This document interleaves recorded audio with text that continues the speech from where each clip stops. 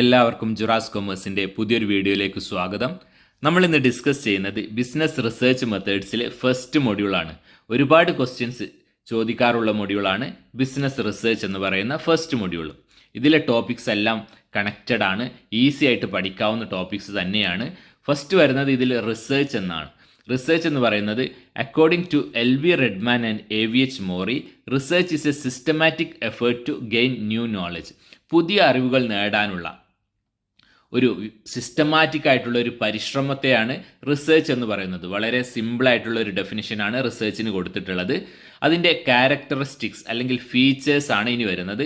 It is the discovery of new knowledge. പുതിയ അറിവുകളുടെ കണ്ടെത്തലാണ് research എന്ന് പറയുന്നത്. It is essentially N investigation. അത് ഒരു അന്വേഷണമാണ്. റിസർച്ച് എന്ന് പറയുന്നത് ഒരു അന്വേഷണമാണ്. കൂടാതെ ഇറ്റ് ഡിമാൻഡ്സ് അക്യുറേറ്റ് ഒബ്സർവേഷൻസ്. കൃത്യമായിട്ടുള്ള നിരീക്ഷണങ്ങൾ റിസർച്ചിന് ആവശ്യമാണ്. അതേപോലെ ഒരു പ്രോബ്ലത്തിൻ്റെ സൊല്യൂഷനുമായിട്ട് ബന്ധപ്പെട്ടിട്ടുള്ളതായിരിക്കും റിസർച്ച് എന്ന് പറയുന്നത്. റിസർച്ചിൽ ഒരുപാട് ഡാറ്റാസ് കളക്ട് ചെയ്യേണ്ടതായിട്ടുണ്ട്. അതേപോലെ റിസർച്ചിൽ ഓരോ പ്രോസസ്സും റെക്കോർഡ് ചെയ്യുകയും റിപ്പോർട്ട് ചെയ്യുകയും ചെയ്യുന്നുണ്ട്. ഇത്രയുമാണ് ഫീച്ചേഴ്സ് അല്ലെങ്കിൽ characteristics of a research. Next വരുന്നത് എഡ്യൂക്കേഷണൽ റിസർച്ച് ആണ്. കഴിഞ്ഞ വർഷം 3 മാർക്സിന് ചോദിച്ചിട്ടുള്ള ഒരു ക്വസ്റ്റ്യൻ ആണ്, what is educational research? It refers to the systematic collection and analysis of data related to the field of education. എഡ്യൂക്കേഷനുമായിട്ടുള്ള ബന്ധപ്പെട്ടിട്ടുള്ള ഡാറ്റാസ് കളക്ട് ചെയ്ത് അത് അനലൈസ് ചെയ്യുന്ന ഒരു പ്രോസസ്സാണ് എഡ്യൂക്കേഷണൽ റിസർച്ച് എന്ന് പറയുന്നത്. നെക്സ്റ്റ് വരുന്നത് സോഷ്യൽ റിസർച്ച് ആണ്.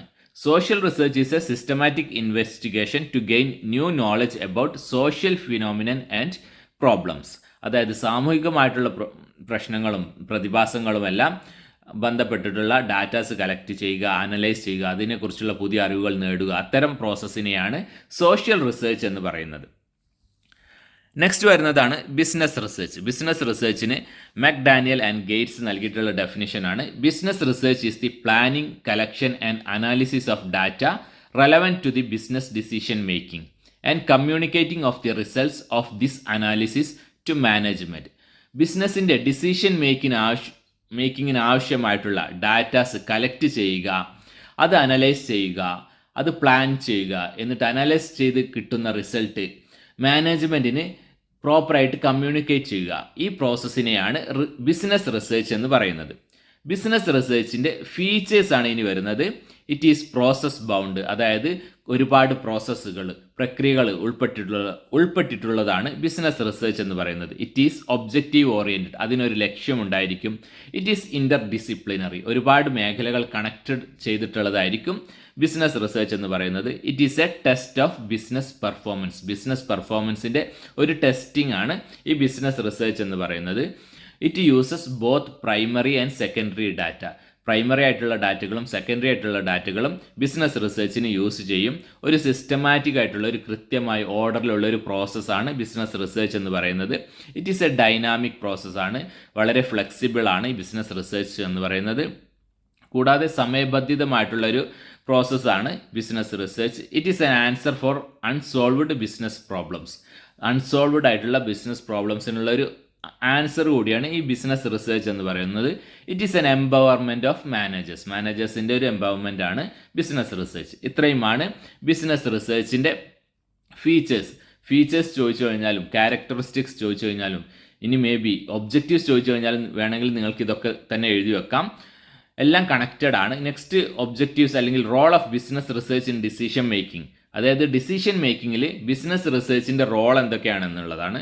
പ്രൊഡക്റ്റ് അനാലിസിസിന് വേണ്ടിയിട്ട്, വിവിധ തരത്തിലുള്ള പ്രൊഡക്റ്റുകളെ കുറിച്ച് അനലൈസ് ചെയ്യാൻ വേണ്ടിയിട്ട് ബിസിനസ് റിസർച്ച് യൂസ് ചെയ്യാറുണ്ട്. അതേപോലെ മാർക്കറ്റിനെ കുറിച്ച് പഠിക്കാൻ വേണ്ടിയിട്ട്, ഫിനാൻഷ്യൽ അനാലിസിസിന് വേണ്ടിയിട്ട്, അതേപോലെ കോമ്പറ്റീറ്റേഴ്സ്, ആരൊക്കെയാണ് നമ്മുടെ കോമ്പറ്റീറ്റേഴ്സ് എന്ന് അനലൈസ് ചെയ്യാൻ വേണ്ടിയിട്ട്, കൂടാതെ ഗ്രോത്ത് അനലൈസ് ചെയ്യാൻ വേണ്ടിയിട്ട് എല്ലാം ഈ ബിസിനസ് റിസർച്ചാണ് യൂസ് ചെയ്യുന്നത്.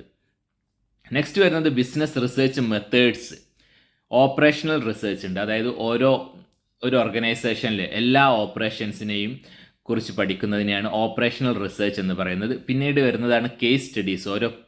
ഒരു കേസ് എടുത്ത്, ഒരു പ്രൊഡക്റ്റ് എടുത്ത്, അല്ലെങ്കിൽ ഒരു സിറ്റുവേഷൻ എടുത്ത്, അല്ലെങ്കിൽ ഒരു പ്രോസസ്സ് എടുത്ത് അതിന് മാത്രം ഡീപ്പായിട്ട് പഠിക്കുന്നതിനെയാണ് കേസ് സ്റ്റഡീസ് എന്ന് പറയുന്നത്. സ്റ്റാറ്റിസ്റ്റിക്കൽ ഡാറ്റ, അതായത് ഒരുപാട് ഡാറ്റാസ് യൂസ് ചെയ്യുന്ന ഒരു മെത്തേഡാണ് സ്റ്റാറ്റിസ്റ്റിക്കൽ ഡാറ്റ എന്ന് പറയുന്നത്. പിന്നെ സർവേ അല്ലെങ്കിൽ ഫോക്കസ് ഗ്രൂപ്പ് എന്ന് പറയുന്നത് ഒരു ഗ്രൂപ്പിൽ നിന്ന് ഡിസ്കസ് ചെയ്ത് കിട്ടുന്ന ടൈപ്പ് ഓഫ് ഇൻഫോർമേഷനെയാണ് ഫോക്കസ് ഗ്രൂപ്പ് എന്ന് പറയുന്നത്. പിന്നെ ഇൻ്റർവ്യൂ ഡിസൈൻ, ഒരുപാട് പേരെ ഇൻ്റർവ്യൂ ചെയ്തുകൊണ്ടുള്ളത്. പിന്നെ വരുന്നതാണ് ലിസണിങ്, ക്ലയൻറ്റിനെയും കസ്റ്റമേഴ്സിനെയും ഒക്കെ അല്ലെങ്കിൽ സപ്ലയേഴ്സിനെ എല്ലാവരും അവരുടെ ഭാഗത്തു നിന്നുള്ളതെല്ലാം ലിസൺ ചെയ്തുകൊണ്ടുള്ളൊരു മെത്തേഡാണ് ലിസണിങ് എന്ന് പറയുന്നത്. അതേപോലെ ക്വസ്റ്റ്യനേഴ്സ് ആൻഡ് ക്വസ്റ്റ്യനിങ്, അവരോട് കുറേ കാര്യങ്ങൾ ചോദിച്ച് കൊണ്ട് ഡാറ്റ കളക്ട് ചെയ്ത് അത് അനലൈസ് ചെയ്യുന്ന ഒരു പ്രോസസ്സാണ് ക്വസ്റ്റ്യനേഴ്സ് ആൻഡ് ക്വസ്റ്റ്യനിങ്. ഇത്രയുമാണ് ബിസിനസ് റിസർച്ച് മെത്തേഡ്സിൽ വരുന്നത്. ഇനി വരുന്നതാണ് objectives or purpose of business research. നേരത്തെ പറഞ്ഞു ഫീച്ചേഴ്സ് ഓഫ് ബിസിനസ് റിസർച്ച്. ഇനിയിപ്പോൾ നിങ്ങൾക്ക് ഒബ്ജക്റ്റീവ്സ് ഓർമ്മയില്ല, ഒബ്ജക്റ്റീവ്സ് ഇത്രയും പഠിച്ചിട്ട് ഒബ്ജക്റ്റീവ്സ് ഓർമ്മയില്ലെങ്കിൽ നിങ്ങൾക്ക് ഫീച്ചേഴ്സ് തന്നെ എഴുതി വെക്കാവുന്നതാണ്. ഇനി മറിച്ച് ഫങ്ഷൻസ് ഓർമ്മയില്ലെങ്കിൽ ഈ ഒബ്ജക്റ്റീവ്സ് എഴുതി വെക്കുക. ഇത്തരം കാര്യങ്ങളെല്ലാം ഒബ്ജക്റ്റീവ്സ് അല്ലെങ്കിൽ ഫങ്ഷൻസ്, ഇമ്പോർട്ടൻസ്, ഫീച്ചേഴ്സ് എല്ലാം സെപ്പറേറ്റ് ആയിട്ട് ഇവിടെ കൊടുത്തിട്ടുണ്ടെങ്കിലും നിങ്ങൾക്ക് ഏതെങ്കിലും സെക്ഷൻസ് ഓർമ്മ വരുന്നില്ലെങ്കിൽ ഒബ്ജക്റ്റീവ്സിൽ ടു എൻഷുർ ഫ്യൂച്ചർ സക്സസ് എന്ന് പറയുമ്പോൾ ഇനി ഫങ്ഷൻസ് ആണ് ചോദിക്കുന്നതെങ്കിൽ ഇറ്റ് എൻഷുർ ഫ്യൂച്ചർ സക്സസ് എന്നുള്ള രീതിയിൽ മാറ്റി എഴുതി കഴിഞ്ഞാൽ അത് ഫങ്ഷനായി മാറി. എല്ലാം കോമൺ തന്നെയാണ്. Objectives and purpose of business റിസർച്ചിൽ എന്തൊക്കെ വരുന്നതെന്ന് ഫസ്റ്റ് നമുക്ക് നോക്കാം.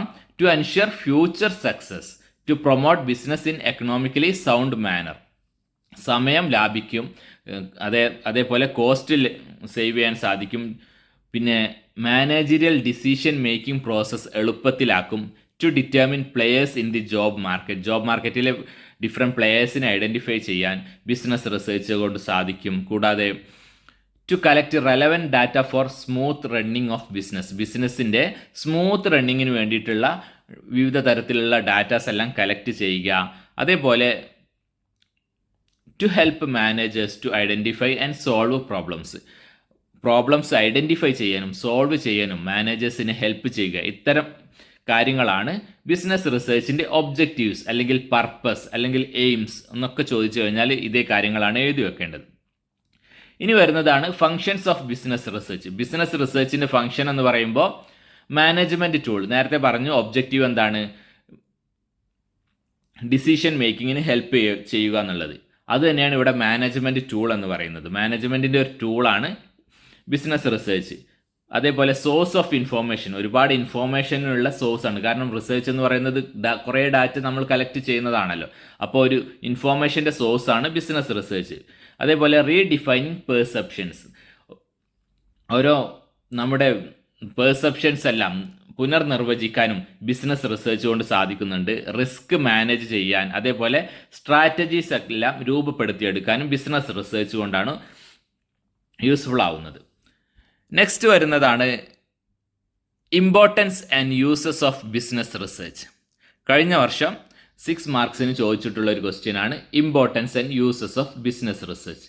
ഇവിടെയും നേരത്തെ പറഞ്ഞിട്ടുള്ള ഫങ്ഷൻസിലെയും ഒബ്ജക്റ്റീവ്സിലെയും കാര്യങ്ങളൊക്കെ നിങ്ങൾക്ക് എഴുതി വെക്കാം. സെപ്പറേറ്റ് ആയിട്ട് ഇവിടെ കുറച്ച് കാര്യങ്ങൾ കൂടെ കൊടുത്തിട്ടുണ്ട്. ഇൻഫോർമേഷൻ ഫോർ എക്കണോമിക് പ്ലാനിങ്, സാമ്പത്തിക ആസൂത്രണത്തിന് വേണ്ടിയിട്ടുള്ള ഒരുപാട് ഇൻഫോർമേഷൻ ബിസിനസ് റിസർച്ചിൽ നിന്ന് ലഭിക്കും. It helps to solve operational and planning problems. പ്ലാനിങ്ങിലും ഓപ്പറേഷനിലുമായിട്ടുള്ള ബന്ധപ്പെട്ടുള്ള പ്രോബ്ലങ്ങളെല്ലാം സോൾവ് ചെയ്യാനും ബിസിനസ് റിസർച്ച് യൂസ്ഫുൾ ആണ്. ബിസിനസ് ഡിസിഷൻ മേക്കിങ്ങിന് ഹെൽപ്ഫുൾ ആണ്. നേരത്തെ എല്ലാ കാര്യങ്ങളും നമ്മൾ പറഞ്ഞിട്ടുണ്ട് ബിസിനസ് ഡിസിഷൻ മേക്കിങ്ങിന് ഹെൽപ്ഫുൾ ആണെന്നുള്ളത്. അതേപോലെ ഡിമാൻഡ് ഫോർകാസ്റ്റ് ചെയ്യാൻ, മുൻകൂട്ടി അറിയാൻ വേണ്ടിയിട്ട് ബിസിനസ് റിസർച്ച് ഹെൽപ്ഫുൾ ആണ്. It helps in formulating government policies രൂപീകരിക്കാനും. അതേപോലെ it helps in decision making of large ബിസിനസ്സിൻ്റെ ഡിസിഷൻ മേക്കിങ്ങിന് വേണ്ടിയിട്ടും ഇത് സഹായിക്കും. It helps in SWOT analysis എന്ന് പറഞ്ഞു കഴിഞ്ഞാൽ ഒരു ഓർഗനൈസേഷൻ്റെ സ്ട്രെങ്ത്, വീക്ക്നെസ്, ഓപ്പർച്യൂണിറ്റീസ്, ത്രെട്ട്, ഇത്രയും കാര്യങ്ങൾ അനലൈസ് ചെയ്യുന്നതിന് വേണ്ടിയിട്ടും ബിസിനസ് റിസർച്ചിൽ കളക്ട് ചെയ്യുന്ന ഡാറ്റാസ് ഹെൽപ്ഫുൾ ആയിരിക്കും. It helps in growth and expansion of ബിസിനസ്സിൻ്റെ വളർച്ചയ്ക്ക് വേണ്ടിയിട്ടും ഈ കാര്യങ്ങൾ ഉപയോഗിക്കാൻ സാധിക്കും. It helps companies a complete understanding of their target market, അതായത് ടാർഗറ്റ് മാർക്കറ്റിനെ കുറിച്ച് പഠിക്കാൻ ബിസിനസ് റിസർച്ച് യൂസ്ഫുൾ ആണ്. It helps across every decision in the ബിസിനസ്സിലെ എല്ലാ ഡിസിഷൻസിലും ഈ ഒരു ബിസിനസ് റിസർച്ചിൻ്റെ ഇൻഫോർമേഷൻസ് നമുക്ക് ഉപകാരപ്പെടും എന്നുള്ളതാണ് പറയുന്നത്. 10 പോയിന്റ്സ് ഇവിടെ കൊടുത്തിട്ടുണ്ട്. ഇനി വേണമെങ്കിൽ നിങ്ങൾക്ക് നേരത്തെ പറഞ്ഞിട്ടുള്ള ഒബ്ജക്റ്റീവ്സ് ഒക്കെ പോയിന്റ്സ് ആയിട്ട് തന്നെ കൊടുക്കാം. ഫംഗ്ഷൻസ് എല്ലാം പോയിന്റ്സ് ആയിട്ട് കൊടുക്കാം. 6 മാർക്സിന് ചോദിച്ചിട്ടുള്ളതാണ്. ഇനി എസ്സേ ചോദിച്ചാൽ പോലും ബിസിനസ് റിസർച്ച് മുതൽ ഇവിടെ വരെ പറഞ്ഞിട്ടുള്ള കാര്യങ്ങളൊക്കെ നിങ്ങൾക്ക് ഡീറ്റെയിൽ ആയിട്ട് എഴുതി കൊടുക്കാവുന്നതാണ്. നെക്സ്റ്റ് വരുന്നത് benefits or advantages of business research. Advantages ചോദിച്ചു കഴിഞ്ഞാൽ, ബെനഫിറ്റ്സ് ചോദിച്ചു കഴിഞ്ഞാൽ, മെറിറ്റ്സ്, ഇത്തരം കാര്യങ്ങളൊക്കെ രീതിയിലൊക്കെ ചോദിച്ചു കഴിഞ്ഞാലും ഇനി പറയുന്ന കാര്യങ്ങൾ എഴുതി വെക്കാം. It helps to identify opportunities and threat. നേരത്തെ പറഞ്ഞില്ലേ, SWOT അനാലിസിസിന് ഹെൽപ്പ് ചെയ്യുന്നു. അതായത് അവസരങ്ങളും അതേപോലെ ഭീഷണികളും ത്രെറ്റ്സൊക്കെ ഐഡൻറ്റിഫൈ ചെയ്യാൻ ഇത് ഉപകാരപ്പെടുന്നുള്ളതാണ് അതിൻ്റെ ഒരു benefit. It facilitate better communication with കസ്റ്റമേഴ്സുമായിട്ടുള്ള ഒരു കമ്മ്യൂണിക്കേഷൻ എളുപ്പത്തിലാക്കാൻ ഇത് സഹായിക്കും. It helps in better decision മേക്കിങ്ങിന് യൂസ്ഫുൾ ആണ്. It given knowledge of future demand, അതായത് ഭാവിയിലുള്ള ഡിമാൻഡിനെ കുറിച്ച് നമുക്ക് അറിയാൻ സാധിക്കും. It helps in various business പ്ലാനിങ്ങിലെ എല്ലാ സ്റ്റേജസിലും ഇത് യൂസ്ഫുൾ ആണ്. It helps managers to identify and solve problems solve ചെയ്യാനും അത് തിരിച്ചറിയാനൊക്കെ മാനേജേഴ്സിനെ സഹായിക്കും. ഇതുവരെ പറഞ്ഞ കാര്യങ്ങൾ, അഡ്വാൻറ്റേജസ്, ഒബ്ജക്റ്റീവ്സ്, ഇമ്പോർട്ടൻസ്, യൂസസ് എല്ലാം കോമൺ ആയിട്ട് കുറേ ഫീച്ചേഴ്സ് നമുക്ക് കാണാൻ പറ്റും. അതുകൊണ്ട് തന്നെ ഇതുവരെ ഏതെങ്കിലും ഒരു സെക്ഷനിൽ പഠിച്ച കാര്യങ്ങൾക്ക് നിങ്ങൾക്ക് എല്ലാ സെക്ഷനിലും എഴുതി വെച്ചാലും മാർക്ക് കിട്ടുന്നതായിരിക്കും. നെക്സ്റ്റ് വരുന്നത് limitations or disadvantages of business research. കഴിഞ്ഞ വർഷം ചോദിച്ചിട്ടുള്ളതാണ് ബിസിനസ് റിസർച്ചിൻ്റെ ലിമിറ്റേഷൻസ് എന്തൊക്കെയാണെന്നുള്ളത്. ഇറ്റ് ക്യാൻ ബി എക്സ്പെൻസീവ്, അതായത് ചിലവ് കൂടിയൊരു പ്രോസസ്സാണ് ബിസിനസ് റിസർച്ച് എന്ന് പറയുന്നത്. It can be time consuming, ഒരുപാട് ടൈം എടുക്കും. നമുക്ക് കുറേ ഡാറ്റാസ് കളക്ട് ചെയ്യേണ്ടതായിട്ടുണ്ട്. ചില സമയങ്ങളിൽ ആ റിസർച്ചിൻ്റെ സ്വഭാവം അനുസരിച്ചിട്ട് പല ഏരിയകളിൽ നിന്ന് കളക്ട് ചെയ്യേണ്ടി വരും. ചിലത് നെറ്റിൽ മാത്രം അവൈലബിൾ ആയിരിക്കില്ല, അവിടെ പോയിട്ട് ചെയ്യേണ്ട കാര്യങ്ങളുണ്ട്. അതിനൊക്കെ ടൈം എടുക്കും. അതാണ് it can be time consuming എന്ന് പറയുന്നത്. It is based on assumptions most of the time. കൂടുതൽ സമയങ്ങളിലും ഒരു അനുമാനത്തെ ബേസ് ചെയ്തായിരിക്കും കുറേ ഇതിൻ്റെ റിസൾട്ട് വരുന്നത്. അതേപോലെ it may only target a small population. ചില സമയങ്ങളിൽ റിസർച്ച് എന്ന് പറയുന്നത് ഒരു ചെറിയൊരു വിഭാഗത്തെ ബേസ് ചെയ്തുകൊണ്ടായിരിക്കും റിസർച്ച് നടത്തുന്നത്.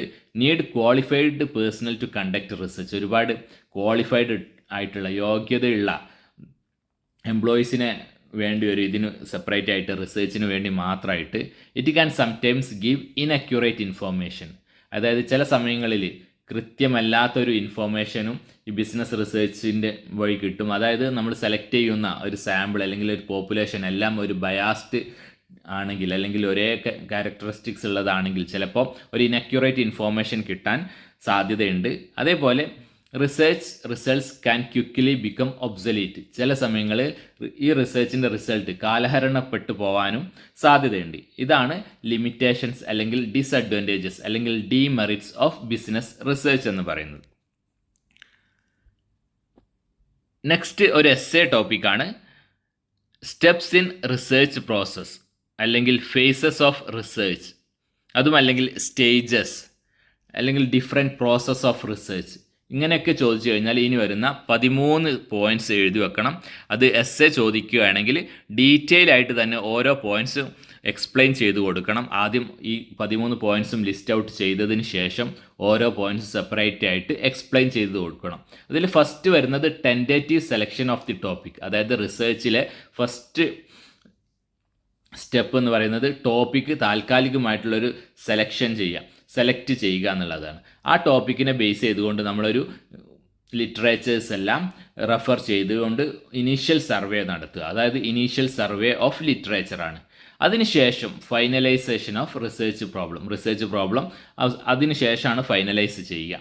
ആ റിസർച്ച് പ്രോബ്ലം ഫൈനലൈസ് ചെയ്തതിന് ശേഷം ആ പ്രോബ്ലത്തെ ഒന്ന് ഫോർമുലേറ്റ് ചെയ്യേണ്ടതുണ്ട്, അത് രൂപപ്പെടുത്തിയെടുക്കേണ്ടതുണ്ട്. അതാണ് ഫോർമുലേഷൻ ഓഫ് ദി പ്രോബ്ലം എന്ന് പറയുന്നത്. ഫിഫ്ത്ത് സ്റ്റെപ്പാണ് എക്സ്റ്റെൻസീവ് ലിറ്ററേച്ചർ സർവേ. അതായത് ഒരു പ്രോബ്ലം ഫോർമുലേറ്റ് ചെയ്തതിന് ശേഷം ഡീറ്റെയിൽ ആയിട്ട് ആ പ്രോബ്ലത്തെക്കുറിച്ച് പഠിക്കാൻ നമ്മൾ ഒരുപാട് കാര്യങ്ങൾ റെഫർ ചെയ്യേണ്ടി വരും. അതാണ് എക്സ്റ്റെൻസീവ് ലിറ്ററേച്ചർ സർവേ എന്ന് പറയുന്നത്. അതിനുശേഷം ഫോർമുലേഷൻ ഓഫ് ഹൈപ്പോത്തസിസ്. അതായത് ഒരു ഹൈപ്പോത്തസിസ് നമ്മൾ ഒരു അനുമാനത്തിലെത്തും, ഇതായിരിക്കും ഇതിൻ്റെ റിസൾട്ട് എന്നുള്ളത്. അങ്ങനെയുള്ള ഒരു ഹൈപ്പോത്തസിസ് ഫോർമുലേറ്റ് ചെയ്യുക. അതിനുശേഷം വരുന്നതാണ് preparation of research design. Design prepare ചെയ്യുക. റിസർച്ച് ഡിസൈൻ എന്താണെന്നുള്ളതൊക്കെ സെക്കൻഡ് മൊഡ്യൂളിൽ നമ്മൾ പഠിക്കുന്നുണ്ട്. അതൊക്കെ എസ്സേ ആണ് വരുന്നതെങ്കിൽ റിസർച്ച് ഡിസൈൻ്റെ ഡെഫിനിഷനും അതിൻ്റെ സ്റ്റെപ്സൊക്കെ ഇവിടെ എഴുതി കൊടുക്കാവുന്നതാണ്. പിന്നെ preparation of sample design prepare ചെയ്യുക. പിന്നെ വരുന്നതാണ് collection of data and execution of project. Collection of data third മൊഡ്യൂളിൽ പഠിക്കുന്ന കാര്യങ്ങളാണ്. പ്രൈമറി ഡാറ്റ, സെക്കൻഡറി ഡാറ്റ എന്നുള്ളത് അതിൻ്റെ ഡീറ്റെയിൽസൊക്കെ എഴുതി കൊടുക്കാവുന്നതാണ്. പിന്നെയാണ് 10th point analysis of data, അതായത് ഡാറ്റ പ്രോസസ്സിങ്. ഫോർത്ത് മൊഡ്യൂളിൽ പഠിക്കുന്ന കാര്യങ്ങളാണ് ഡാറ്റ പ്രോസസ്സിങ്. അതിലെ സ്റ്റെപ്സൊക്കെ നിങ്ങൾക്ക് ഡീറ്റെയിൽ ആയിട്ട് തന്നെ എഴുതാവുന്നതാണ്. പിന്നെ ടെസ്റ്റിംഗ് ഓഫ് ഹൈപ്പോത്തസിസ്, നേരത്തെ ഫോർമുലേറ്റ് ചെയ്ത ഹൈപ്പോത്തസിസ് ഡാറ്റ ഒക്കെ കളക്ട് ചെയ്തതിന് ശേഷം നമ്മൾ ടെസ്റ്റ് ചെയ്യുന്ന പ്രോസസ്സാണ് ടെസ്റ്റിംഗ് ഓഫ് ഹൈപ്പോത്തസിസ് എന്ന് പറയുന്നത്. അതിനുശേഷം ജനറലൈസേഷൻ ആൻഡ് ഇൻ്റർപ്രിറ്റേഷൻ, അതായത് ലാസ്റ്റ് അതിനെ ഇൻ്റർപ്രറ്റ് ചെയ്യുക, വ്യാഖ്യാനിക്കുക. അവസാനത്തെ സ്റ്റെപ്പാണ് preparation of research report. Last മൊഡ്യൂളിൽ നമ്മൾ പഠിക്കുന്നുണ്ട് റിസർച്ച് റിപ്പോർട്ട് എന്താണെന്നുള്ളത്. അതിൻ്റെ പ്രിപ്പറേഷനാണ് preparation of research report, last step of research process എന്ന് പറയുന്നത്. അതായത് ഈ ഒരു സബ്ജക്റ്റിൽ പഠിക്കുന്ന ഫസ്റ്റ് തൊട്ട് ലാസ്റ്റ് വരെ പഠിക്കുന്ന എല്ലാ പ്രോസസ്സും കൂടെ ഉൾപ്പെട്ടിട്ടുള്ളതാണ് റിസർച്ച് പ്രോസസ്സിൻ്റെ സ്റ്റെപ്സ് അല്ലെങ്കിൽ സ്റ്റേജസ് അല്ലെങ്കിൽ ഫേസസ് എന്ന് പറയുന്നത്. ഇനി വരുന്നത് ടൈപ്സ് ഓഫ് റിസർച്ച് ആണ്.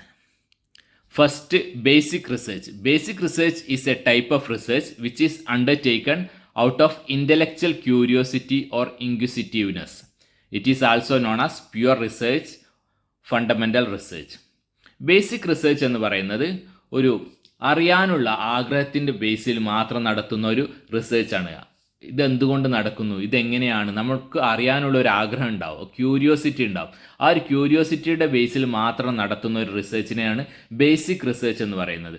അതിനെ പ്യുവർ റിസർച്ച് എന്ന് ചോദിച്ചാൽ ഇതാണ് എഴുതി കൊടുക്കേണ്ടത്. അല്ലെങ്കിൽ ഫണ്ടമെൻ്റൽ റിസർച്ച് എന്ന് പറഞ്ഞാലും ഇത് തന്നെയാണ്.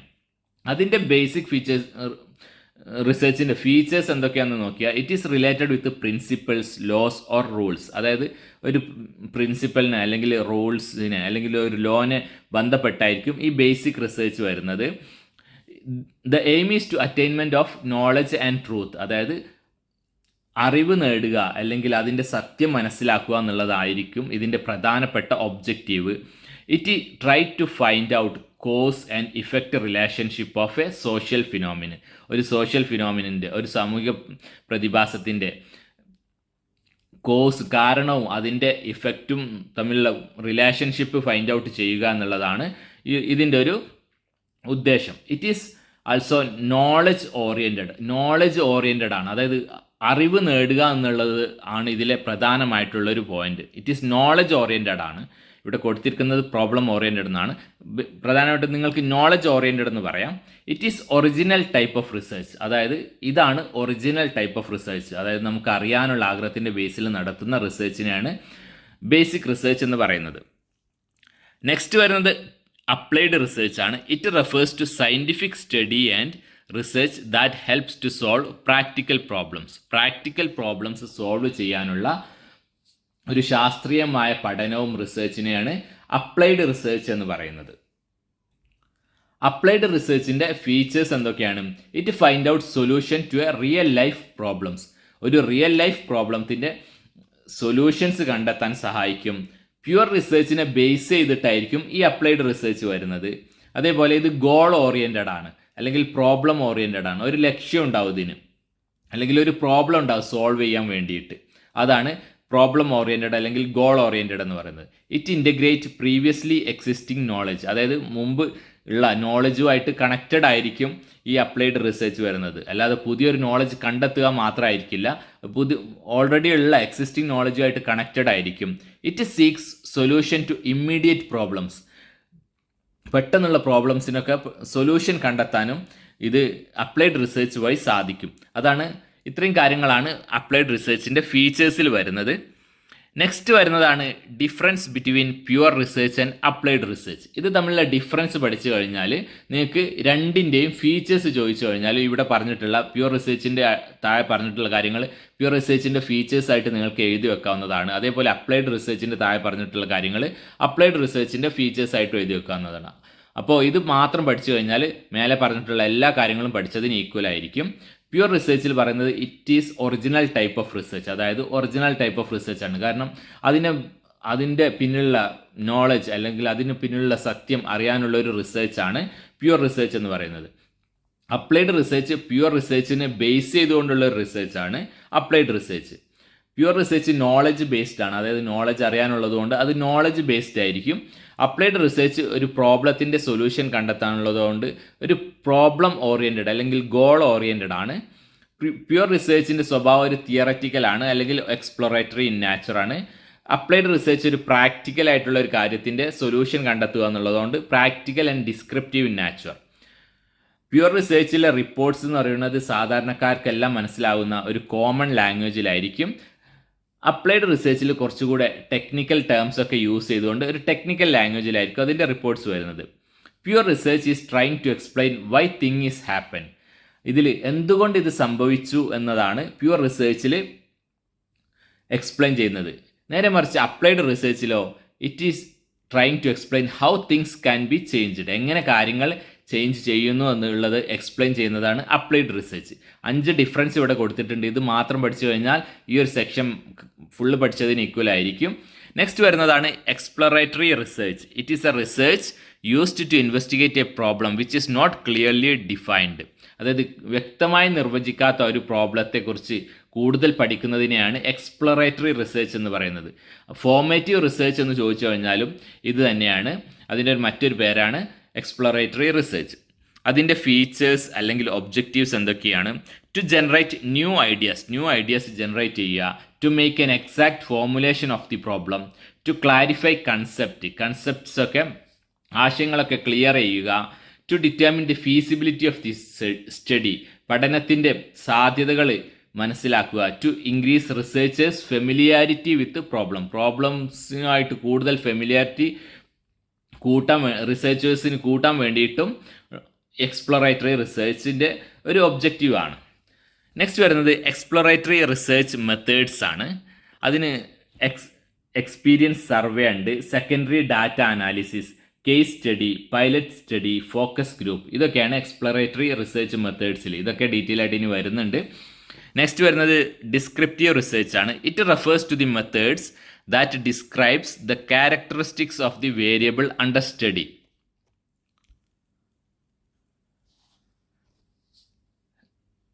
പഠനത്തിന് വിധേയമായിട്ടുള്ള വേരിയബിളിൻ്റെ ക്യാരക്ടറിസ്റ്റിക്സ് ഡിസ്ക്രൈബ് ചെയ്യുന്ന ഒരു മെത്തേഡാണ് ഡിസ്ക്രിപ്റ്റീവ് റിസർച്ച് എന്ന് പറയുന്നത്. അതിനെ മറ്റൊരു പേരുണ്ട് സ്റ്റാറ്റിസ്റ്റിക്കൽ റിസർച്ച്. നെക്സ്റ്റ് വരുന്നത് എക്സ്പെരിമെൻ്റൽ റിസർച്ച് ആണ്. It is a scientific investigation conducted by using 2 sets of variables, 2 set of variable use ചെയ്തുകൊണ്ടുള്ള ഒരു ശാസ്ത്രീയമായ അന്വേഷണം, ഇൻവെസ്റ്റിഗേഷൻ ആണ് എക്സ്പെരിമെൻ്റൽ റിസർച്ച് എന്ന് പറയുന്നത്. അതിന് മറ്റൊരു പേരുണ്ട് കോസൽ റിസർച്ച്. 6th വണ്ണാണ് diagnostic research. It is a type of research conducted to identify the cause of a problem. ഒരു പ്രോബ്ലത്തിൻ്റെ കാരണം കണ്ടെത്താൻ നടത്തുന്ന റിസർച്ചാണ് ഡയഗ്നോസ്റ്റിക് റിസർച്ച്. ഇത്രയുമാണ് ടൈപ്സ് ഓഫ് റിസർച്ച് വരുന്നത്: pure, applied, descriptive, exploratory and experimental and diagnostic research. Next വരുന്നത് research problem. It refers to some kind of problem which a researcher experience in the context of theoretical or practical situations. ഒരു researcher ഒരു practical കേസിലോ അല്ലെങ്കിൽ ഒരു theoretical കേസിലോ face ചെയ്യുന്ന അല്ലെങ്കിൽ experience ചെയ്യുന്ന പ്രോബ്ലത്തെയാണ് research problem എന്ന് പറയുന്നത്. ആ റിസർച്ച് ചെയ്തുകൊണ്ടിരിക്കുമ്പോൾ അല്ലെങ്കിൽ ഒരു പ്രോബ്ലം ഫേസ് ചെയ്യുമ്പോൾ ആ ഒരു പ്രോബ്ലത്തെയാണ് നമ്മൾ എന്ത് പറയുന്നത്? റിസർച്ച് പ്രോബ്ലം എന്ന് പറയുന്നത്. ഒരു ഗുഡ് റിസർച്ച് പ്രോബ്ലത്തിന് വേണ്ട ക്രൈറ്റീരിയ എന്തൊക്കെയാണ്? അത് ഒറിജിനൽ ആയിരിക്കണം, അത് സോൾവ് ചെയ്യാൻ പറ്റുന്നതായിരിക്കണം, അത് ഫീസിബിൾ ആയിരിക്കണം, ഇന്നോവേറ്റീവ് നൂതനമായിരിക്കണം, കോസ്റ്റ് ഇഫക്റ്റീവ് ആയിരിക്കണം, അതേപോലെ ഇൻട്രസ്റ്റിംഗ് ആയിരിക്കണം എന്നുള്ളതാണ് അതിൻ്റെ ക്രൈറ്റീരിയാസ്. നെക്സ്റ്റ് 3 മാർക്സിന് അല്ലെങ്കിൽ ഷോർട്ട് ആൻസേഴ്സ് ആയിട്ട് ചോദിക്കാൻ സാധ്യതയുള്ള ഇതാണ് പ്രൊപ്പോസിഷൻ, ഹൈപ്പോത്തസിസ് ഒക്കെ. It is a declarative statement that is either true or false but not both. അതായത് ഒരു കാര്യം ട്രൂ അല്ലെങ്കിൽ ഫാൾസ് ആണെന്ന് പറയുന്ന ഒരു ഡിക്ലറേറ്റീവ് സ്റ്റേറ്റ്മെൻറ്റിനെയാണ് പ്രൊപ്പോസിഷൻ എന്ന് പറയുന്നത്. Hypothesis, it is the tentative assumption of the relationship between 2 or more variables. 2 അതിലധികമോ വേരിയബിൾസ് തമ്മിലുള്ള റിലേഷൻഷിപ്പിനെ കുറിച്ച് നടത്തുന്ന ഒരു താൽക്കാലികമായിട്ടുള്ള ഒരു അനുമാനമുണ്ട്. അതിനെയാണ് ഹൈപ്പോത്തസിസ് എന്ന് പറയുന്നത്. ഒരു ഗുഡ് ഹൈപ്പോത്തസിസിൻ്റെ ക്യാരക്ടറിസ്റ്റിക്സ് എന്തൊക്കെ? It should be related to a body of theory. ഒരു തിയറിയുമായിട്ട് ബന്ധപ്പെട്ടിട്ടുള്ളതാവണം, ക്ലിയർ ആയിരിക്കണം, പ്രിസൈസ് ആയിരിക്കണം, വെരിഫൈ ചെയ്യാൻ ക്യാപ്പബിൾ ആയിരിക്കണം, വളരെ സിമ്പിൾ ആയിരിക്കണം, പിന്നെ സ്പെസിഫിക് ആയിരിക്കണം. ആ ഹൈപ്പോത്തസിസ് വളരെ കൃത്യമായിട്ട് പറഞ്ഞിരിക്കണം. It should be capable of being tested. Test ചെയ്യാൻ പറ്റുന്ന രീതിയിലുള്ളതായിരിക്കണം ഹൈപ്പോത്തസിസ്. 5 പോയിന്റ്സ് ആണ് ഗുഡ് ഹൈപ്പോത്തസിസിന് വേണ്ട ക്യാരക്ടറിസ്റ്റിക്സിൽ വരുന്നത്. നെക്സ്റ്റ് ടൈപ്സ് ഓഫ് ഹൈപ്പോത്തസിസ് ആണ്. Descriptive hypothesis. It describes the characteristics of a variable. ഒരു വേരിയബിളിൻ്റെ ക്യാരക്ടറിസ്റ്റിക്സ് ഡിസ്ക്രൈബ് ചെയ്യുന്നതാണ് descriptive hypothesis. Next relational hypothesis. It establish the relationship between 2 or more variables. Statistical hypothesis. Association of 2 or more variables are hypothesized using some statistical data. Null hypothesis. It is a hypothesis which point out there is no difference between 2 populations in respect of some property. അതായത് 2 population തമ്മിൽ ഒരു ഡിഫറൻസും ഇല്ല എന്ന് തെളിയിക്കുന്ന ടൈപ്പിലുള്ള hypothesis ആണ് null hypothesis. അതിന് alternative ആയിട്ട്, അതായത് നൾ ഹൈപ്പോത്തസിസ് റിജക്റ്റ് ചെയ്യുന്ന കേസിൽ വരുന്നതാണ് alternative hypothesis. When we reject the null hypothesis we can accept another hypothesis is called alternative hypothesis. Next, non-directional hypothesis. It is a type of alternative hypothesis used in statistical significance testing. Statistical significance testingൽ use ചെയ്യുന്ന ഒരു alternative ഹൈപ്പോത്തസിസിനെയാണ് non directional hypothesis എന്ന് പറയുന്നത്. Case study. It is an in depth comprehensive study of a person, a process, situation or any other social units. അതായത് ഒരു പേഴ്സണിനെ കുറിച്ചോ അല്ലെങ്കിൽ ഒരു പ്രോസസ്സോ അല്ലെങ്കിൽ ഒരു സിറ്റുവേഷനോ അല്ലെങ്കിൽ ഏതെങ്കിലും ഒരു സോഷ്യൽ യൂണിറ്റ്സിനെ കുറിച്ചോ അഗാധമായിട്ടുള്ള ഡെപ്തിലുള്ള ഒരു പഠനത്തെയാണ് ഗ്രാഹ്യമായിട്ടുള്ള ഒരു പഠനത്തെയാണ് കേസ് സ്റ്റഡി എന്ന് പറയുന്നത്. പൈലറ്റ് സ്റ്റഡി എന്ന് പറഞ്ഞാൽ it is a small scale preliminary investigation to determine the feasibility of a larger study. ഒരു വലിയൊരു പഠനത്തെ അതിൻ്റെ സാധ്യത പരിശോധിക്കാൻ വേണ്ടി ചെറിയ രീതിയിൽ നടത്തുന്ന ഒരു ഇൻവെസ്റ്റിഗേഷനും അതിൻ്റെ ഒരു സ്മോൾ സ്കെയിൽ പ്രിലിമിനറി ഇൻവെസ്റ്റിഗേഷനാണ് പൈലറ്റ് സ്റ്റഡി എന്ന് പറയുന്നത്. 3 മാർക്സിന് അല്ലെങ്കിൽ ഷോർട്ട് ആൻസേഴ്സ് ആയിട്ട് ചോദിക്കാൻ സാധ്യതയുണ്ട് കേസ് സ്റ്റഡി, പൈലറ്റ് സ്റ്റഡി ഒക്കെ. Variables are concepts that are measured, manipulated or controlled in A study. ഒരു സ്റ്റഡിക്ക് വേണ്ടിയിട്ട് അല്ലെങ്കിൽ റിസർച്ചിന് വേണ്ടിയിട്ട് നമ്മൾ മെഷർ ചെയ്യുന്ന അല്ലെങ്കിൽ മാനിപ്പുലേറ്റ് ചെയ്യുന്ന, കൺട്രോൾ ചെയ്യുന്ന ആശയങ്ങൾ അല്ലെങ്കിൽ കൺസെപ്റ്റ്സിനെയാണ് വേരിയബിൾസ് എന്ന് പറയുന്നത്. ഡിഫറെൻറ്റ് ടൈപ്സ് ഓഫ് വേരിയബിൾസ് ഉണ്ട്. Dependent variables, independent variables, moderating variables, intervening variables. Dependent variables എന്ന് പറഞ്ഞാൽ a variable whose value depends on value of another variable. അതായത് ഒരു വേരിയബിളിൻ്റെ വാല്യൂവിനെ ഡിപ്പെൻഡ് ചെയ്തുകൊണ്ടിരിക്കുന്ന വാല്യൂ ആണ് മറ്റൊരു വേരിയബിളാണ് ഡിപ്പെൻഡൻറ്റ് വേരിയബിൾ എന്ന് പറയുന്നത്. ഇൻഡിപെൻഡൻറ്റ് വേരിയബിൾ എന്ന് പറഞ്ഞാൽ a variable whose value does not depend on value of another variable. മറ്റൊരു വേരിയബിളിൻ്റെ വാല്യൂവിനെ ഡിപ്പെൻഡ് ചെയ്യാത്തതാണെങ്കിൽ ഇൻഡിപെൻഡൻറ്റ് വേരിയബിൾ. മോഡറേറ്റിംഗ് വേരിയബിൾ എന്ന് പറഞ്ഞു കഴിഞ്ഞാൽ it is a variable the presence of which modifies the original relationship between the independent and dependent variable. അതായത് ഡിപ്പെൻഡൻറ്റും independent വേരിയബിൾസും തമ്മിലുള്ള റിലേഷൻഷിപ്പ് മോഡിഫൈ ചെയ്യാൻ ഇതിൻ്റെ പ്രസൻസ് കൊണ്ട് സാധിക്കുന്നുണ്ടെങ്കിൽ അതാണ് മോഡറേറ്റിംഗ് വേരിയബിൾ എന്ന് പറയുന്നത്. ഇൻ്റർവീനിങ് വേരിയബിൾ എന്ന് പറഞ്ഞാൽ it is a hypothetical variable used to explain causal links between other variables. മറ്റ് വേരിയബിൾസ് തമ്മിലുള്ള കോസൽ ലിങ്ക്സ് എക്സ്പ്ലെയിൻ ചെയ്യാനുള്ള ഒരു ഹൈപ്പോത്തറ്റിക്കൽ ആയിട്ടുള്ള വേരിയബിളാണ് ഇൻ്റർവീനിങ് വേരിയബിൾ. 5-മത്തത് എക്സ്ട്രേനിയസ് വേരിയബിൾ ആണ്. Extraneous variables are undesirable variables that influences the relationship between variables and experimenter is examine.